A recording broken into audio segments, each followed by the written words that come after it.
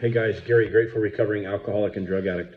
I have suffered from depression on and off my whole life, and uh, you know, it's been a rough battle to figure out how to conquer it and how to get through it.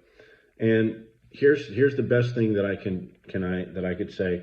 My depression, I believe, has always been situational. It's not a chemical imbalance. So I know there's people that deal with chemical imbalances there's like a chemical imbalance in the brain, and mine is not that I believe. So here's what's always got me depressed. Okay, I'm sober, and when I'm not sober, I'm self-medicating, so I'm not depressed. I use amphetamines and I just stay up. So my last run was about 5 years long, and I think I used amphetamines every single day for 5 years. So I was not depressed for 5 years. Okay. So when you get off that stuff, it takes a while to get back, to get your chemicals in your brain back and to get on a healthy routine. But what I did was I got into the gym right away and physically working out and not listening to my brain.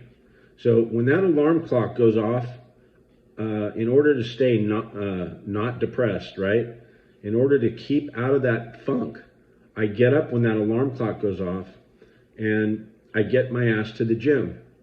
And I sweat, and it works 10 times more on this, man. I mean, it keeps this clean if I can exert enough energy. And I don't always have a good workout, but I have. Today I had a good one. So the other thing is my behavior. I had 10 years of sobriety, and I went out. I was really depressed, and depression took me out. And the way it took me out was I went to the doctor because I was so depressed I couldn't even put a sentence together, man, and I couldn't get out of bed. And I know much more now about it than I did back then. I didn't know you just got to push yourself through that. You got to get your ass to the gym, even though your head says stay in this warm bed right now. You just do it. It just you do it until it's just habit. It's just a habit. So I wasn't armed with all that stuff, and I went to the doctor, and the doctor put me on a cocktail of shit, and it didn't work. And then he ended up putting me on Adderall. Once I got on Adderall, man, I'm an amphetamine addict, and I was off to the races. I was not sober. I was popping 3, 4, 5 at a time, and it wasn't good, man. I lost my sobriety. 10 years of sobriety went out the window. So I paid, and the reason, I really believe the reason I got into that, right? I got into the depression is my behavior wasn't the greatest. So I really watch my behavior now. I try to watch how I treat others, and I try to be useful and helpful to others, even though my brain will tell me, fuck this guy, man. And, like maybe he's weaving in and out of traffic. Fuck this guy. And, instead of trying to close the gap so he can't get in, I back off.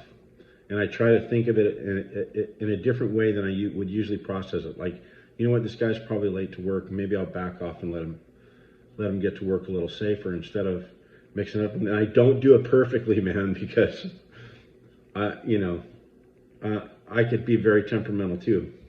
But I'm a lot better. And I just try to, I pray a lot more. Prayer and meditation, man, that is the key. I mean, prayer and meditation is the key. And I can go through a whole month where I cannot shut this thing down. I cannot meditate, man. I do my